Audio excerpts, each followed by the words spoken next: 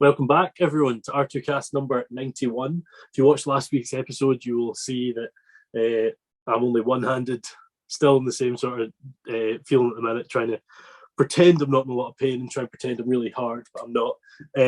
Today, another episode that I look forward to, in the fact that I will have no idea what I'm talking about most of the time. My crop knowledge is lower than most of the soil. I am just terrible at it in general. Last week we had Millie Fife on talking about young farmers, the Shorthorn Society, Oxford Farming Conference, RABI, one of those people that for a relatively young age has really fitted a lot in.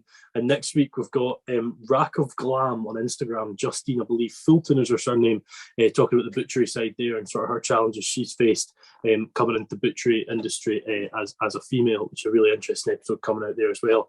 This week, another brilliant episode as well with Louise Penn Agronomy on Instagram. Louise, would you like to say hello? Yeah, hi everyone.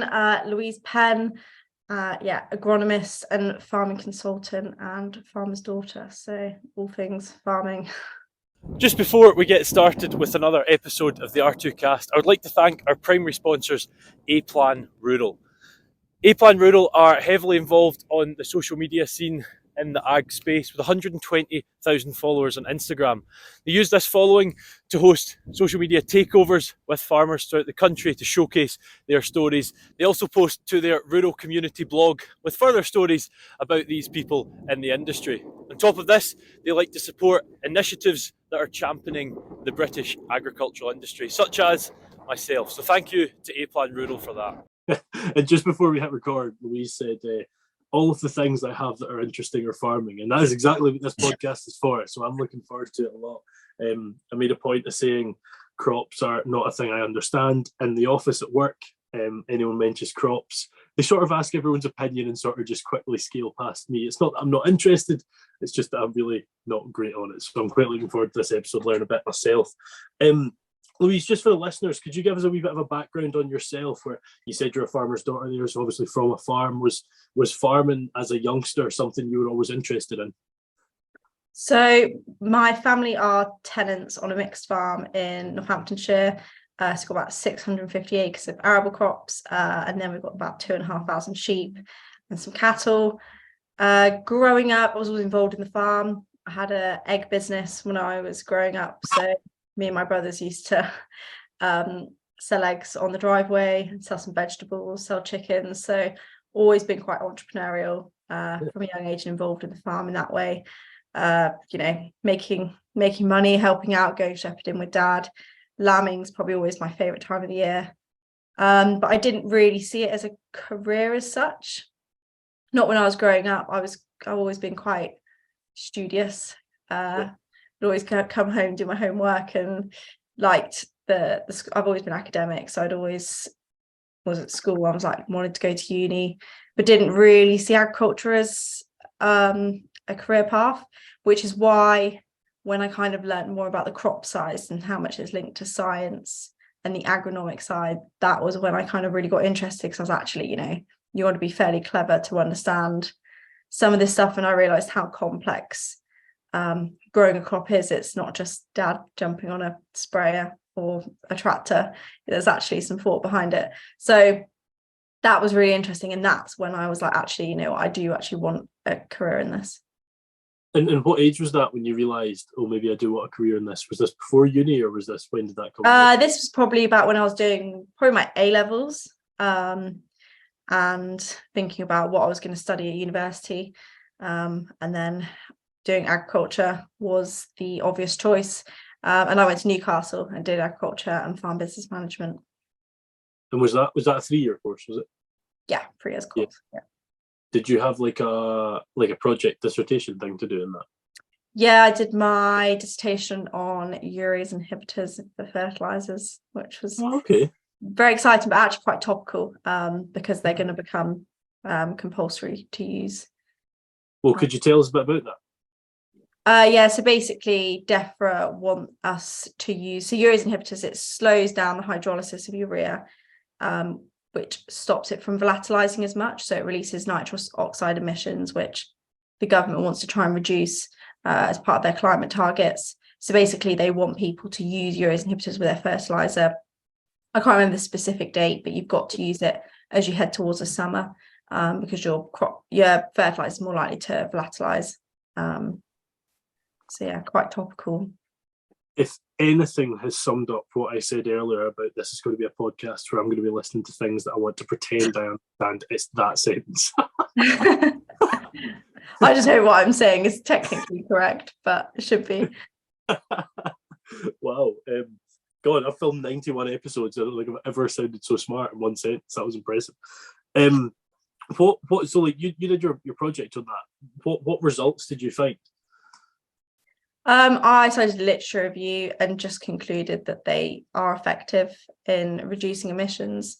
Because at that point, it was the government was trying to decide whether or not they put together a number of options of how they'd maybe mitigate reducing emissions, and that was just one of the options. So it was kind of reviewing whether that was a good idea, and then I looked at loads of different studies that had been done to see if it was effective, and I concluded that it was. But that was a long time now. It was like back in 2018, I think. It's only 5 years ago. It's not. Well, it's not, it feels a long time ago anyway. Yeah, when you consider COVID has been 3, it does feel like, yeah, it feels like 10 years of time. But you mentioned that your favourite time as a youngster was at lambing time. Did at any point you see livestock in the future, or no? Just a fun thing to do at the time. I do. Yeah, lambing is definitely my favourite time of year. I don't know what my future is long term. I mean, I love my job, very career driven, but I would love to live on a farm. I've got my family farm, so we're tenants, we're on AHA tenancy, which means we've got one generation left. But I have 2 brothers that are twins, Robert and George, and they're both interested in farming as well. So quite unique that as a family, there's 3 of us and we're all dead keen on farming. So whether or not I'd have the chance to take on the farm, if there was the opportunity, then I would. But either way, even if I'm living on a farm or not, I'd like to have a small holding and have some animals. I'm very interested in like growing my own food, so having my own veg patch, growing my own lamb and chickens and whatever. So we'll see what kind of scale, depends on where I end up living, but I definitely want to have some involvement, and I've been home every weekend at the moment to help out with lambing. So going back to that childhood entrepreneur, yeah.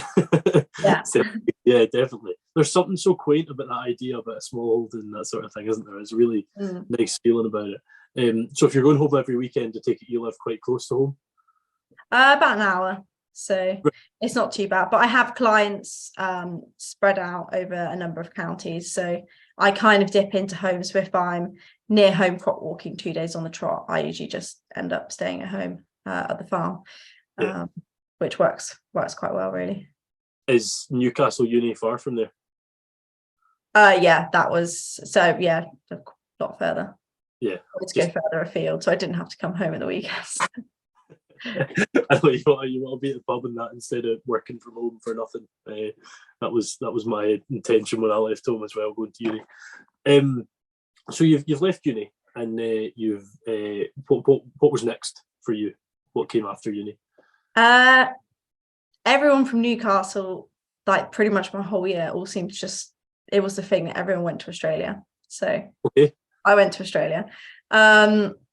So yeah, flew out there with 2 Irish girls that I was friends with, and I went and worked on a 10,000 hectare farm, driving a chase bin in WA, which was very good fun. So I was working on a huge farm with loads of different people, so Germans, some French guys, some Kiwis, and we had a great time. Spent all of the money that I earned on beer.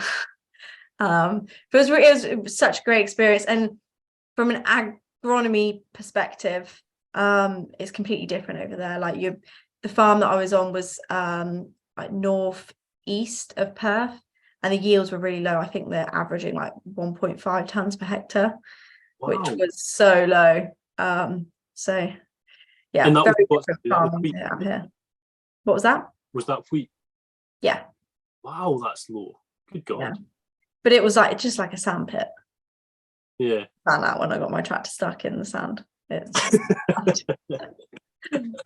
Did you enjoy that? Did you see a career in driving tractors? I like driving tractors, but I kind of prefer to be out on farm and trying to be clever and trying to help people's farming businesses. I do like sitting on a tractor. I sit on a tractor at home and help out, but it's enjoyable for a short amount of time, and then it just gets a bit repetitive. No, I'd completely agree, actually. How long were you out there for? So I was out about 6 months. So I worked on the farm, did some traveling, traveled around Thailand, went to Bali. Yeah. And then it was COVID. So I came back because I thought that my whole family was going to die. It was a horrible time. It was awful. I just remember panicking and being like, I'm literally on the other side of the world and I can't get home. And I literally got the last plane out of Australia. Was that in March? Was that right at the end of March? Jeez. Yeah. So I was in the airport for like 2 days whilst the English government was lobbying the Singapore government to let our plane refuel. Wow. It was very stressful. That's quite scary, actually. I mean, the amount of folk I seem to know that were out and had to come back at that stage must have been. Was there a time where you were like, I don't know if I'm getting back? Oh yeah, there was. Right. I mean, because I was trying to organise a job out there on the farm, because I was like, if I'm going to be stuck here, then I need a job. So I had organised a job to do a seeding, so go drilling back in WA, but they closed all the borders. And we were like, we physically don't have time to hire a car and get across the border. We were like, we maybe might be able to get across the border in time. But so in the end, we decided not to do it. But yeah, it was very stressful. Yeah, no wonder. Could you tell us a bit about, I mean, this is totally not food and farming related, but it's quite interesting. Tell us a bit about Thailand. Thailand, well, I never went on family holidays as a kid. So I'd never really been out westernized culture. So flying into Bangkok was a bit of a culture shock. But no, I really like Thailand. We went up to Chiang Mai, which is really, really nice. That's up north. Went to see the elephants. Went island hopping. Completely different culture, but I really, really enjoyed it. I'd recommend going to Thailand. Although I wish I'd gone to Vietnam and Cambodia, because everyone says that's really well. So maybe one day I'll go back and travel those countries. Was that part of the plan? Had COVID not ruined it? The plan was never to go to Thailand. Okay. What happened was there were all those. Do you remember there were all those fires in Australia on the west coast? Really bad fires.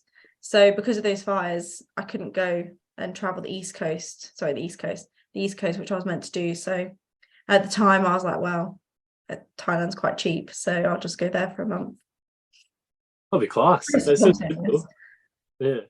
I've got a few friends at the minute in Thailand that just I was speaking to a mate. He was like, "What's your biggest regret?" And I was like, "Oh my god, that's deep." And I kind of regret not traveling at like that no responsibility age. You know, like I'm a lecturer now and whatever. You get a mortgage and whatever. I'm like, I wish I just went for it. No, I very much have that view. I try and, to be fair, I've done a lot of traveling. I did a lot of traveling last year. I'm doing more this year, but I figured whilst I have no ties, to just go.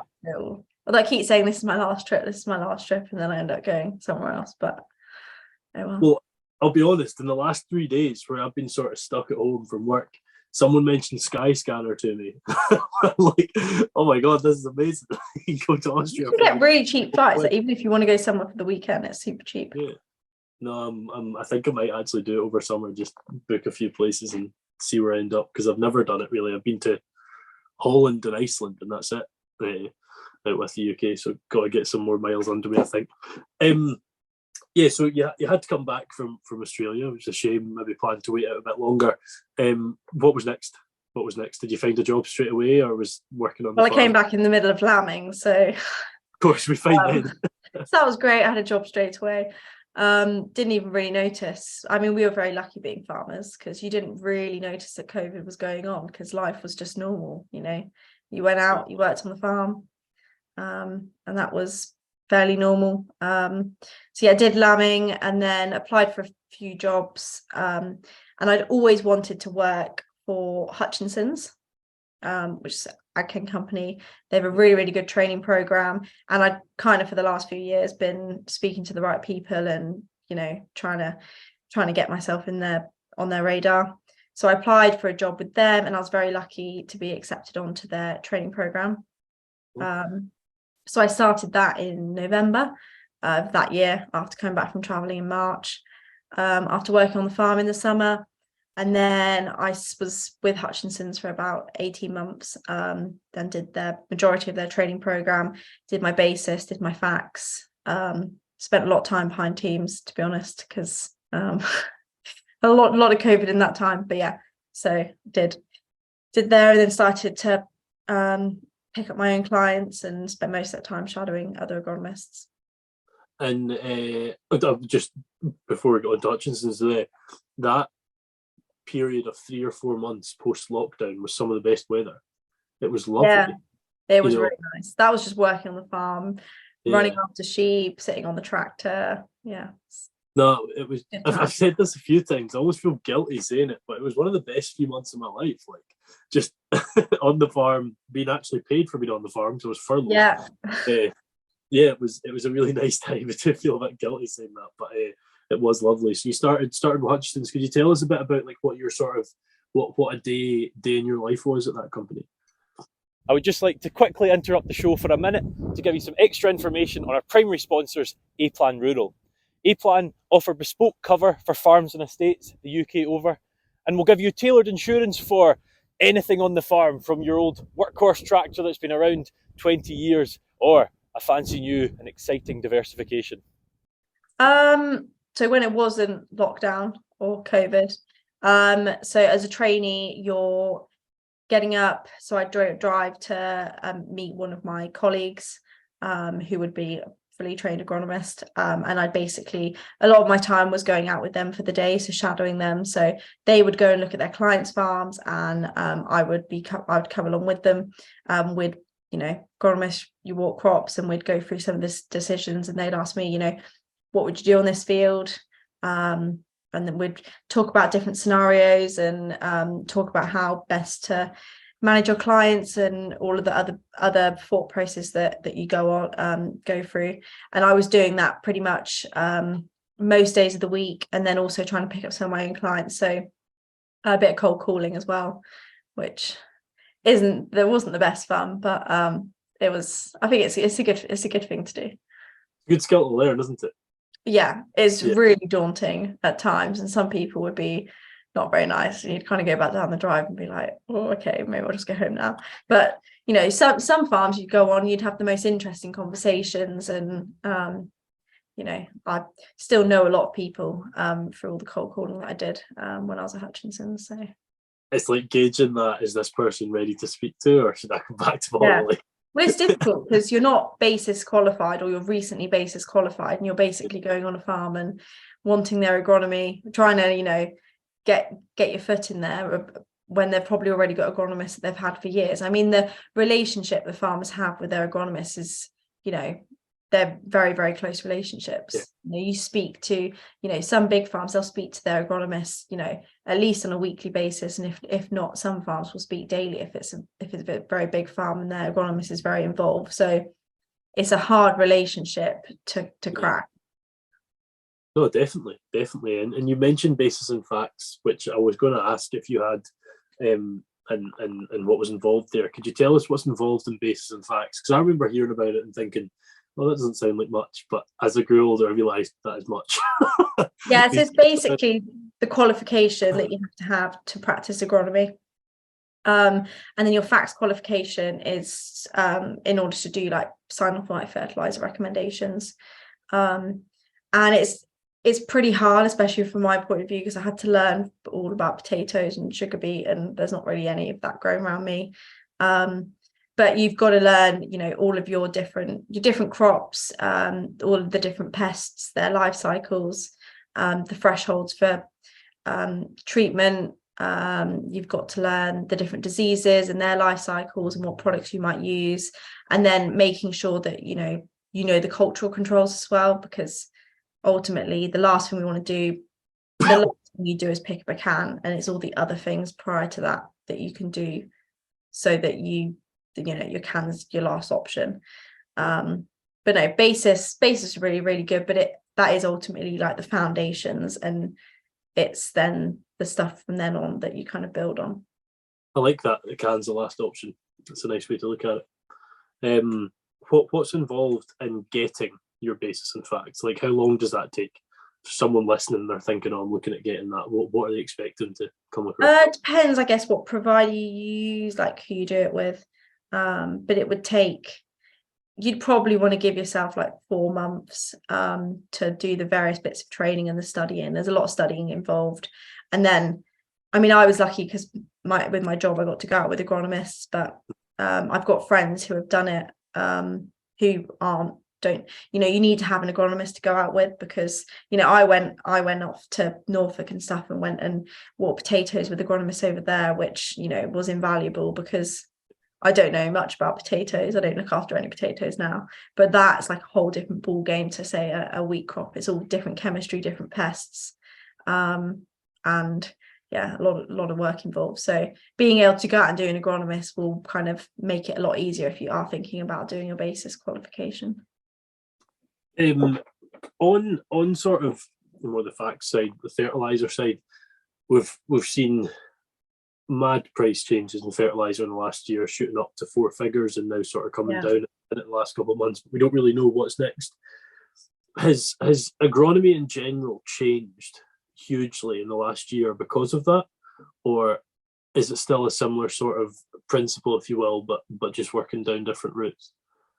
Yeah, I think it has changed, and I think it's almost, I mean, obviously the price increases are, when you look at the budgets I put together, it's staggering the difference that it makes to the bottom line, the gross margin that you're making on that crop. But it has meant that farmers are thinking, I mean, this is more from my regenerative and soil health point of view, but in the past, when something's cheap, you just put it on and you don't really question it as much, whereas farmers are really thinking, like considering every incremental bit of nitrogen that you're putting on and whether you need it. So a majority of our clients, we've been doing nitrogen response trials, because you get 85% of your growth from the first 100 kilos of nitrogen.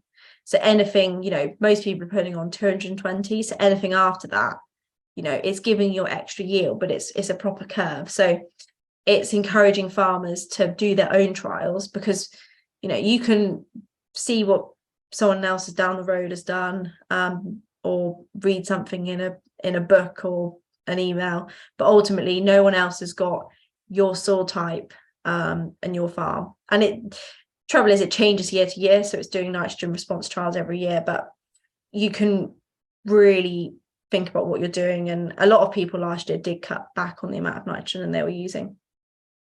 And then even from like the carbon point of view, your majority of your carbon footprint comes from the fertilizer that you're putting on. So that's another reason that people are kind of looking at, do I need to be putting on as much nitrogen? Well, I asked that question because I expected the answer you give, because I know you're quite regenerative focused and you speak a lot about it on social media. What other, what would be the word? Not systems, but what options are people now using as opposed to just lumping fertilizer on willy-nilly? What are they looking at instead? What, instead of using as much fertilizer? Yeah. So there's definitely a move towards using less bagged N, some synthetic fertilizers. Organic manures is a great way to get nitrogen on that's not, it's in more of a natural form. Another thing people are doing, well, you've got your nitrogen trials doing N-min testing, so that looks at what nitrogen that you've got in the soil that will be available throughout the season. And then with like more of my regenerative hat on, you've got clover understories.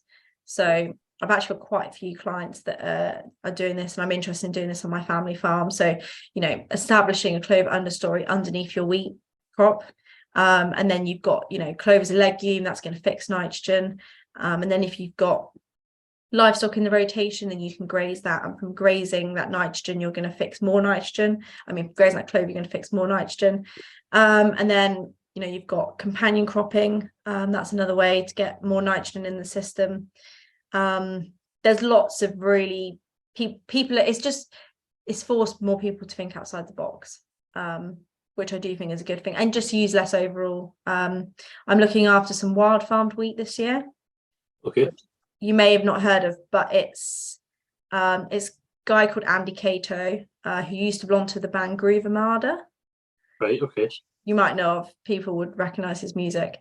But he's basically growing wild farm wheat, so you use no sides, so no insecticides, no fungicides, no herbicides, and you can use a limited amount of fertilizer. But the whole idea is that you're growing it's heritage wheat varieties, and you're growing them with basically less inputs, so no sides and less fertilizer.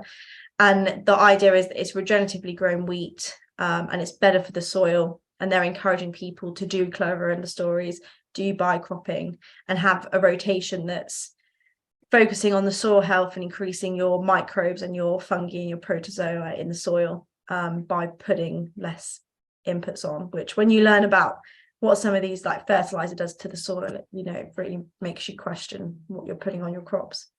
Well, we had at work an interesting thing. We've got students to do grass plots, and they basically the opportunity to put certain levels of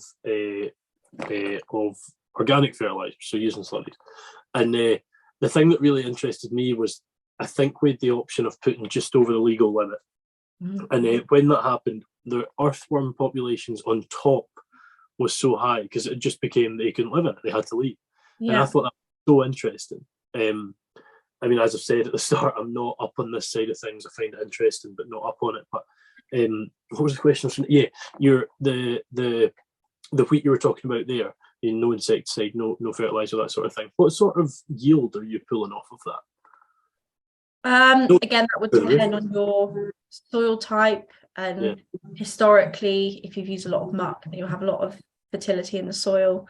If you've been looking after your soil and you've got high organic matter, you've got good soil structure, then the fertilizer is kind of the key thing. I don't believe that you can wean. I was having this conversation with someone earlier, but I don't think you can wean systems off nitrogen that quickly. I think it's got to be something you do gradually.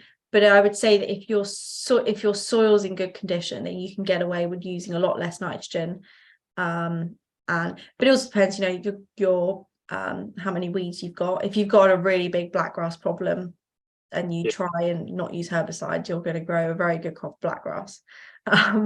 So I think it depends on the system. But if you had a relatively clean farm with high organic matters, that had been, really looking after their soil for years, and they were taking that further step down the regenerative route, which was, using much lower inputs and using much lower fertilizer. I wouldn't like to put a figure on it, but I think that you would get, average yields.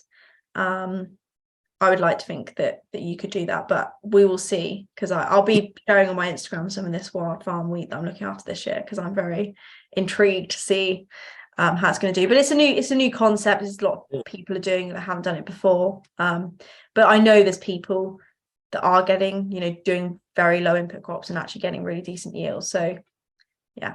I look forward to seeing how that goes. Actually, that is very interesting. So do you think, you mentioned there, you can't sort of just take away nitrogen, you've got to sort of wean off of it.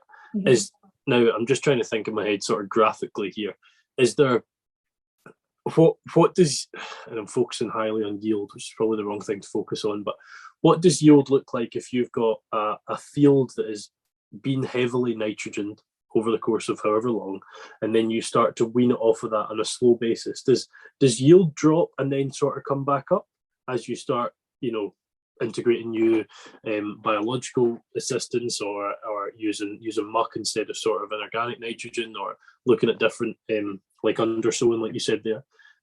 Over time, does that start to creep back up, or is there a limit you just can't reach? I think that you would struggle to get the same yields that you had in your high input, high nitrogen system. But I would like to think that, thing is, that kind of system, you might have low fertility in the soil and your soil health might be low. But I'd like to think that, you're going to have a dip, probably quite a big yield dip. But, if you can build up, improve your soil health, improve your organic matter, your soil structure, the amount of soil biology in the soil, then I'd like to think you can over time, you can produce a system that's functioning and cycling a lot better. Because ultimately, when you plant a wheat crop, it's if it's not relying on inputs that you're putting, it's relying on stuff that's already in the soil. So the over time, if you can improve how your soil is and improve the ability for the plant to go out and make associations with the soil microbes to find those nutrients, then I'd like to think that you could slightly start to go up. But I don't think you'd ever get to the point of a really, really high input system.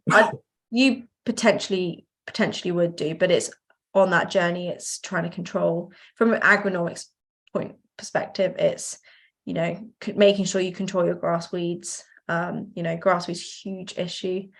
You could have the best soil and you could be getting really, you could be able to produce really good wheat crops, but if you let all your grass weeds grow, then ultimately you might peak, but then it will come back down because your grass weeds will get on top of you. So interesting stuff. It's really, oh God, like every time I speak to someone like yourself, speaking about agronomy, speaking about whatever, I'm like, I really need to start learning more about this. Then I don't think about it again. Well, it's an exciting space, but then it also, a lot of it goes on industry and R&D and what they can do there. So if they can create varieties that are less reliant on nitrogen, genetically, or ones that are more nutrient dense, or ones that are better at, because ultimately crops, you're harvesting sunlight. That's what you're doing. That's how it grows. And if you've got a crop that's more efficient at doing that, then that's going to make a big difference. So I feel like we've kind of been breeding wheat cultures that thrive in high input systems. Mm-hmm. So it's difficult to put those same cultures in the field and use a low input system and get the same yields. But I do think that, if you speak to breeders now, they are kind of prioritizing, nitrogen use efficiency, nutrition, rather than it just being yield. Yeah. But then, we also need high yields because we have a very big population and food security is definitely an issue. So it's, for me, I don't want to be too far regenerative, but I don't want to be completely high input conventional. I like to try and put myself in the middle of, we need to feed the world, but we also need to do it sustainably. Yeah, I think that's where we need to be. You've got some people that are just output based entirely, and then you speak to a lot of folk that are probably early adopters of new techniques and whatnot, are like hyper regenerative, but you need a middle ground when you consider that population. It just doesn't work without it. I mean, if we all were like, oh, we're never going to use fertilizer again, we wouldn't produce much food in this country. So it's what can we do to be more sustainable, and what changes can we make to our businesses so that's what I'm helping clients do, is just make small changes. And actually, if you can be more efficient with your nitrogen and use less, then with how expensive it is, you're saving money. And if you improve your soil health so that your wheat is better at cycling those nutrients, so it's you don't need to put as much on, then you've got healthier soil, and that's only going to make your business more profitable and more resilient in the long term. Oh, definitely. Yeah, definitely. What's the company you're working for at the minute, Louise? Ceres Rural. Ceres Rural. So Ceres Rural is a new company. So I think they are I've just turned 2 years old. Okay. And they approached me when I was working for Hutchinson's. You may know Charlie Island, Cheerful Charlie. Yeah. That's his farm. So he's my boss. And basically, so it's a new company that there's no one else particularly occupying the space that they do. So they are farming consultants, but they've also got agronomists. Okay. So for me, I'm now an agronomist and a farming consultant. So like today I was on a farm because we're doing the Future Farm Resilience Fund, which is like DEFRA funded free business advice. Right. And I was there and I had my, I was there in a capacity as an agronomist, but also a farming consultant, but also had they were really interested in regen. So I was talking about regenerative agriculture. I could talk about livestock. I could talk about all the new grants coming. So SFI, countryside stewardship, and then I could also bring in the agronomic side. So for me, I feel like it's made me as an agronomist way better at my job, because I'm not just handing over recommendations and walking crops. I'm also going, how can we put in a countryside stewardship application and make it work with the farming? And also looking at their farm and be like, well, I can save you some money at T2 with your fungicide spend, or why don't you rent out that shed around the back that's not doing anything? I can really, and for me as a farmer's daughter, ultimately that's all I want to do. I want to make people's farming businesses better. And a consultant, that's just great, because the more that I spend reading or learning, the more knowledge I have in my head. So when I'm out on my clients' farms or delivering this advice to new other people, I can give them ideas and hopefully make their farm businesses better, which is fulfilling for me. Yeah, that's got to be pretty rewarding, especially having that approach. Like your agronomist comes onto the farm and suddenly they're able to help you about diversification and livestock. Yeah, that's good. What's Charlie like? Seems like a nice guy. Yeah, he's lovely. Like he's such a nice boss. Yeah, really good fun. So I help him out. We work with some clients together, but he's very good, very clever. Yeah, we've got a very good team, which is part of the reason that I wanted to move, because they're all really clever. So I'm hoping some of that brushes off on me. I think it's quite clear it does. I think that's quite obvious. Did you join as they started? How soon after they started did you join? It must have been pretty cool. So I've only been there about coming up to a year.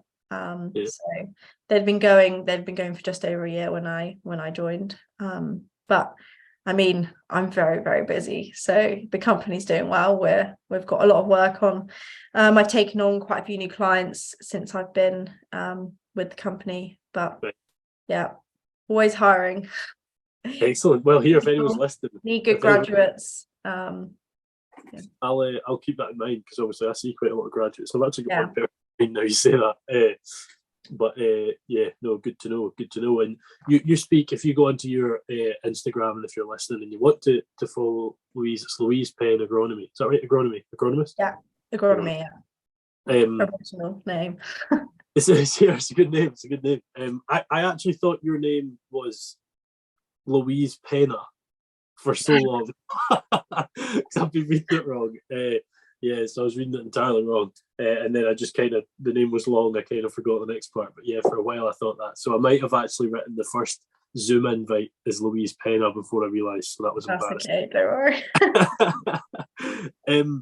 You speak a lot about regenerative agriculture, regenerative farming. From what I remember, actually, your 3 pinned posts are talking about that. And regenerative farming is a thing we've heard everyone say, and I think we don't yet have from what I understand, a strict definition of what regenerative farming is, and it's sort of aimed at soil health and whatnot. But what's your take on regenerative farming? It's difficult. A lot of people don't like the word or the phrase, but I think that it's when you've got a name to something, it just means that it gains traction quicker.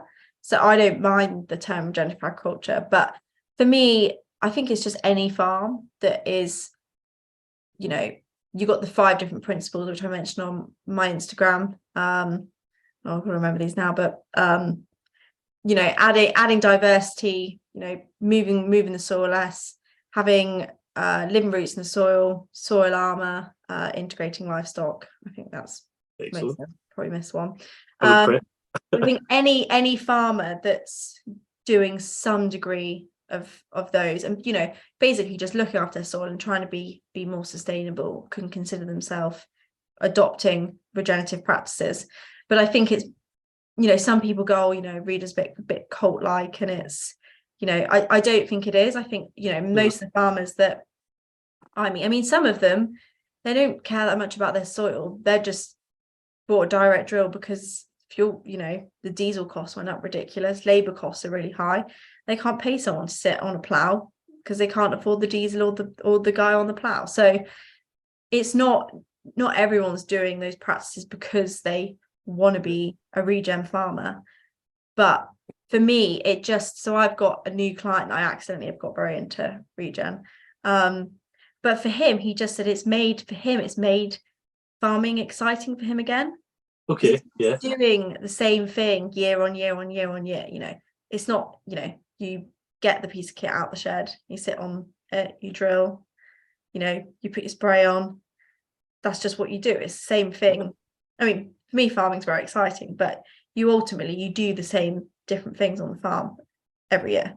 So for him, he just said it's added a whole new world and a whole new layer, because instead of just thinking like surface level, he's thinking about the stuff under our feet, which is kind of how I got into regen and more soil health. I was walking out in the field and just thinking, here's the crop. But then you think about all the stuff that's going on below the ground that you don't know about, because there's so much we don't know about the soil. And for him, he said he's just so interested. Like, there's just so many, it's like a big can of worms that have been opened, quite literally. And he's just really excited about his day job again. That's a really interesting take, isn't it? Because, yes, farming changes all the time, of course it does, but for the most part, the sort of principles are the same. And it's quite interesting looking at each year on year, we're going to have to make minor changes and whatnot. And we look at, I feel like it's something probably we bring up a lot, but needs to be brought up is mental health, and people sort of making sure that they're not just bored in this industry. They're not, and that's got to be another benefit to it. And one that I hope you've kicked your feet up and got comfy and enjoying another fantastic episode of the R2Kast with another really interesting guest. I would just like to quickly take another second to plug the sponsors of the show today, the Scottish Farmer, and I would strongly advise you to go out and pick one up this week and see even more of the fantastic people that are in our industry. That's why I love regenerative agriculture, because there's a really big community. Yes. And it's all done. I mean, there's lots of books. I've got loads of books, but most of it is farmer to farmer knowledge sharing. So I'm a member of Base UK, which is like a group. I also go to a lot of farm walks, and I just feel like the farmers that are being more innovative and, thinking outside the box and doing different things, they're the ones that are, they're part of farm clusters. They're part of, they go along to farm groups. They go along to talks, they spend so much time talking about what they're doing. Yeah. I mean, and I think for that, you don't have to be talking to someone and saying, I'm really, really struggling with my mental health, or, I'm feeling really stressed out. But just by talking and going to a group and seeing lots of other farmers and talking about farming, I feel like farmers are opening up to each other more, because the thing with regenerative agriculture, I feel like the kind of impression I get is it's very okay to make a mistake. Yes, yeah. You might put a cover crop in and it might fail. That's normal. And I feel like it's more okay to not do things perfect. So I just feel like farmers are just a bit more opening at saying, I did this wrong, but I learned from it. So I feel like mentally, I think it's just a really good group for farmers to be part of. And I definitely think that, and for me, I've met so many friends. I've got some really good friends that I've literally met through going to farm walks. And for me, that's really nice. Whereas, I wouldn't have got that if I wasn't interested in all these different things. Just going to walk or just going to a meeting or whatever and having a chat is one of the best things there is for anything, whatever that might be. Yeah, exactly. Happiness is brilliant. And I think over COVID, like you mentioned at the start, a lot of one of your jobs for Hutchison's was teams based. Like I was the same, and I hated it. I hated it. It's all right here and there for things like this, but as the only form of communication, it's really tough. So it's been nice to get back to farm. Well, I'm not doing farm walks, but that sort of thing, farm walks, markets, shows, and whatnot. You post a lot on Instagram, Louise, and a lot of good stuff. In fairness, I've been quite a fan for a while, even if I did have your name wrong. When did that start? Was that start when you started this job, or was it before that? I've been posting for a long time. I mean, I had an Instagram in 2016, and I must admit it was more of a fitness Instagram because I'm very into the gym. I'll just say it because people know that, so I don't want to lie. And so I was posting stuff on that, but so I've got my own gym. I converted one of the barns at home into the rural gym. So that was kind of my lockdown project. So over lockdown, I was kind of, I was filming basically it turning from a very dusty barn into a gym. And it was me trying to source equipment when there was absolutely no equipment. So because for me, going back to mental health, for me, the gym and working out is kind of my break from, as much as I love farming, it's nothing to do with farming. It's my break and kind of my me time, which I think is really important. So I was kind of posting on there, but then I was also posting increasingly more about food. And I guess in the fitness sphere, there's a lot of people talking about nutrition and food and don't eat meat and do eat this and don't eat that. And it was just really aggravating me. Some of the lies or just lack of knowledge about farming and where your food comes from. And at the time, there was the NFU petition about food and where your food comes from, and basically trying to explain to people that we have the highest welfare standards in the world. And it was a lot of stuff to do with trade and where your food comes from, and British packaging on the labels and all of that kind of stuff, and backing British farming. So I started to post more about that, and I guess loads of people just said to me like, oh, that's really interesting, like I didn't realize so much about that. And I would always post stuff about lambing on my story, and then from there I just take a lot of pictures, and my camera roll was just full of amazing pictures of crops and stuff on the farm. And I just kind of started posting more about that kind of stuff, and then got rid of the fitness stuff and realized that actually I'm much more passionate about sharing farming and just trying to educate people where your food comes from, and encouraging people to buy British, and actually when they walk in the supermarket know what is in season, and actually because ultimately we all have farming businesses, but it's all about consumer purchaser power, what the consumer buys. And there's not enough people out there. Like, I mean, supermarkets are rubbish. You go in January and it's veganuary or whatever, and they're encouraging people to eat avocados and salads and nothing that's in season in the UK. And consumers, the general public have absolutely no idea about food, where stuff comes from. So for me, a lot of it is just trying to educate the public, but at the same time sharing like my passion and knowledge between farmers as well, I guess. I love that. I mean, like, I was sort of the other way around. I mean, I was very much not a fit person 3 years ago, and I started posting about food and farming, and I've sort of went the other side where I start posting about human nutrition and whatnot now, and the benefits of farm-based products and whatnot. So it's quite like obviously the opposite, but the veganuary thing's something I spoke on the last podcast. Kind of what sort of gave me a platform. First video I made actually done anything, if that makes sense. And I'm like, what? I've spoken about the benefits of veganism on so many occasions, but it's not environmental in this country. And also, if you're going to do it, January's the last time. Yeah. Like, how has I this literally been post about that. How's this been a thing? Like, I don't know how that's happened, but it has anyway. And I think it's one we've got to curb. But I kind of want to see the gym transformation. I kind of want to make a gym, but I don't have space in this flat. But maybe in another. I think it's still a reel on my Instagram. The transformation. Still there. Yeah. I have to look that one up. I see you're an NFU Young Ambassador, Louise, which is something that I've had a few folk on that are that, and it's something that we don't have up in NFU Scotland. And we have ambassadors. I'm a young ambassador technically, but we don't have the same sort of program you have. And I think it's a great program. Could you tell us a bit about that? Yeah, so I saw the likes of Rebecca Wilson and Biz Walters and all of the great stuff that they were doing last year. And I I mean, I get kind of feel like on my page I'm already kind of doing like backbreakers farming and trying to promote mental health, and but for me, I was like, you know what, it can elevate what I'm doing. I'd like to do more stuff like this going forward, like in my career. And for me, learn more about what the NFU does. And since I have started, you know, I'm not interested in politics, doesn't really excite me. Me neither.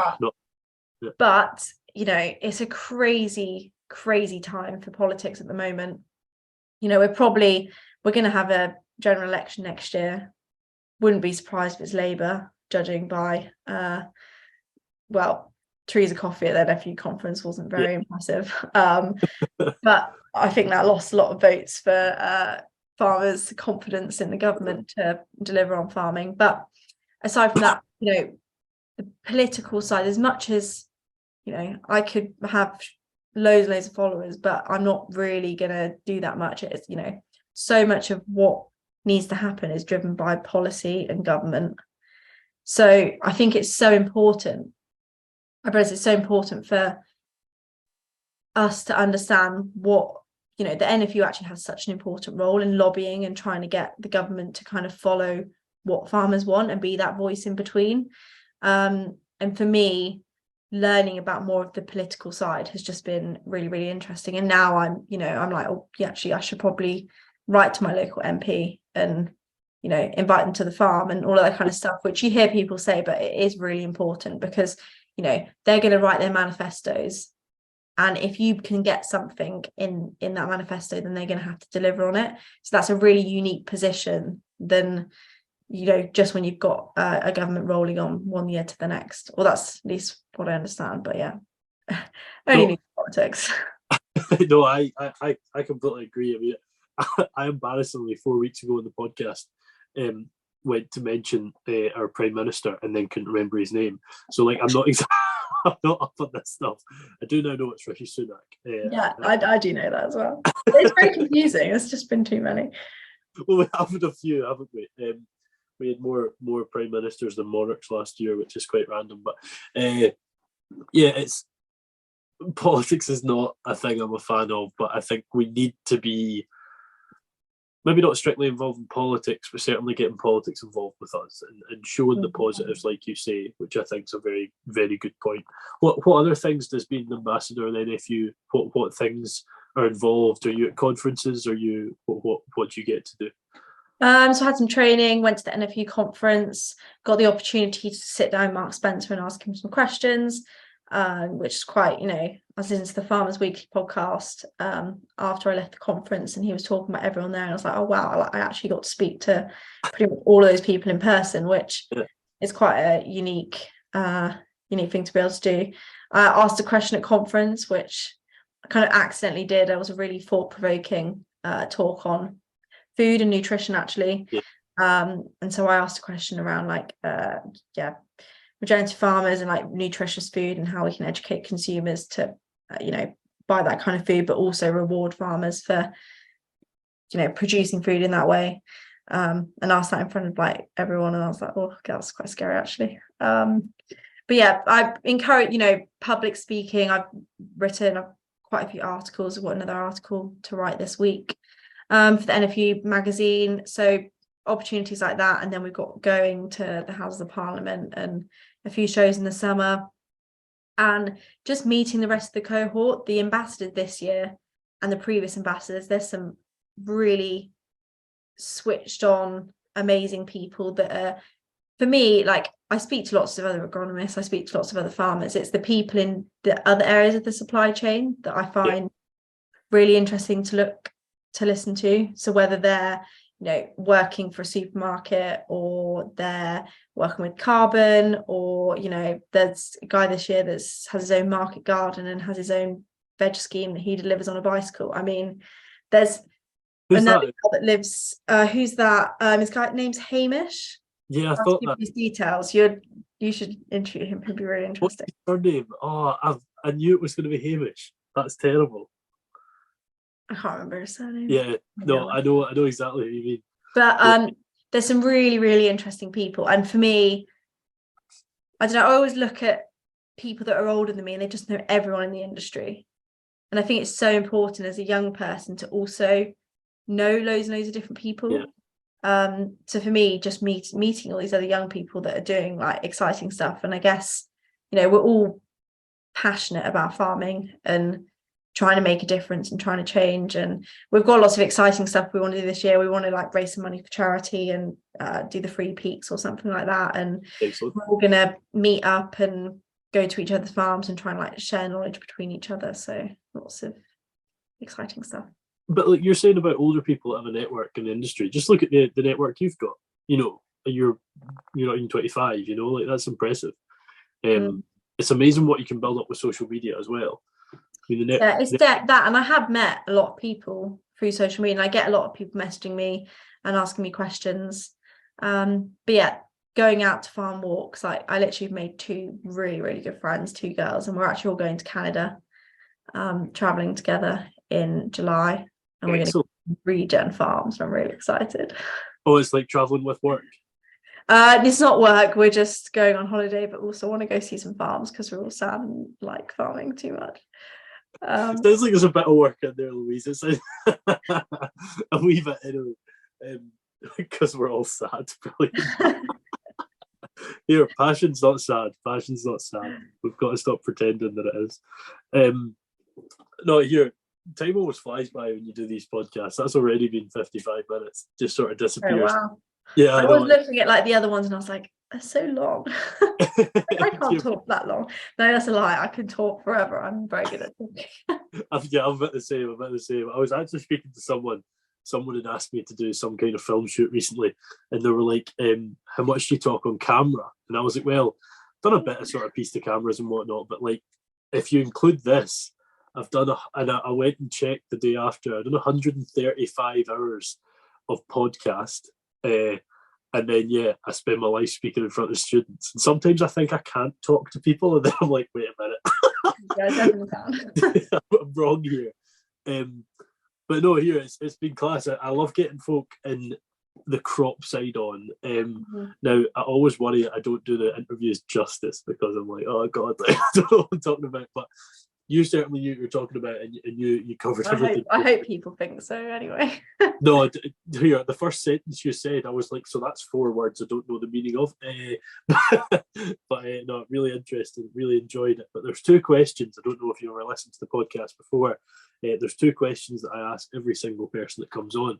And the first one is, where do you see yourself in 5 years? And the second one is, if you had any tips for folk coming into the industry, and focus on agronomy if you want, what would they be? In 5 years' time, I would like to hopefully still be working for Ceres Rural, have lots of really progressive, forward-thinking farmers, and be making lots of differences to their farm business, and hopefully have some kind of, either be back on the farm or have some kind of small holding and have some kind of side hustle, be growing my own veg, have some livestock. Excellent. Like that. I love to hear that.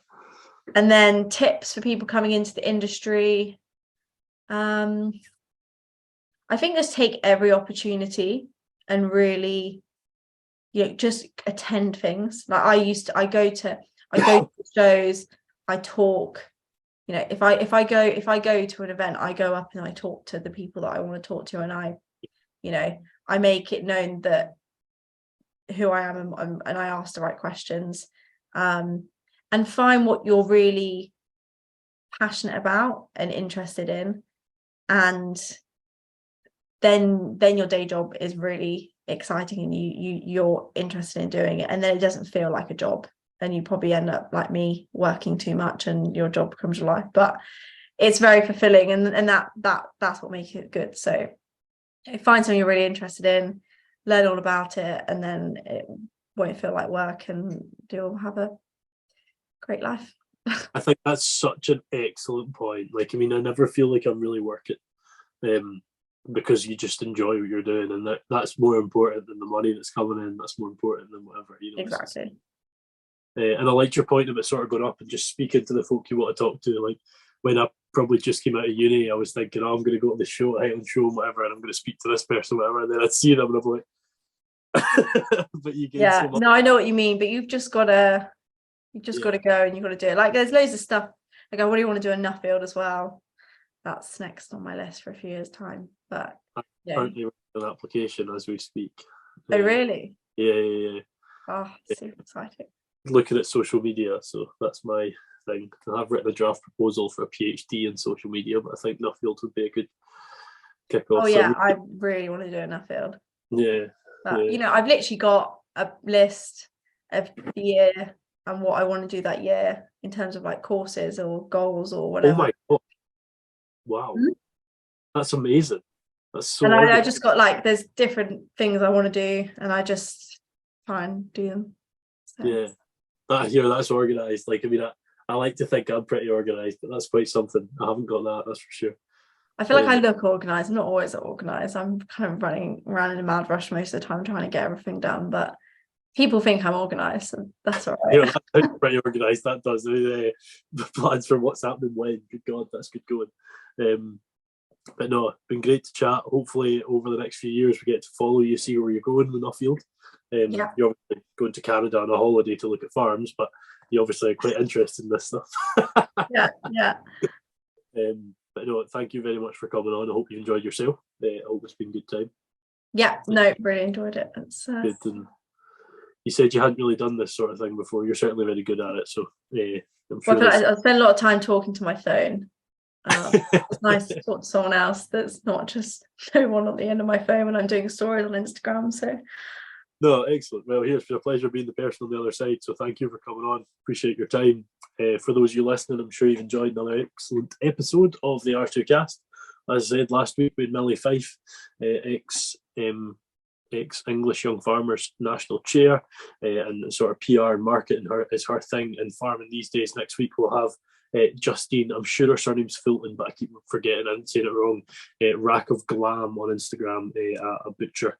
I'm not sure actually where in England, but somewhere in England, a good chat there as well, and quite a few more coming. Quickly pushing towards that 100th episode, which I'm going to start saying now is going to be quite a big episode. It's not a person coming on, but there's a big what will I say? A big announcement coming for the 100th episode. So all quite exciting. For those of you that have been listening for, 2 and a bit years now, all I'm going to say is we are now opening a third series of podcasts. So we've got the people in farming like we have today with Louise. We've got the groups in farming like we had with QMS last week. And now we have something else I'm not going to say anymore. So exciting times ahead for the R2Kast. I hope you've enjoyed. Thank you very much to Louise. And we shall see you for R2Kast number 92 next week.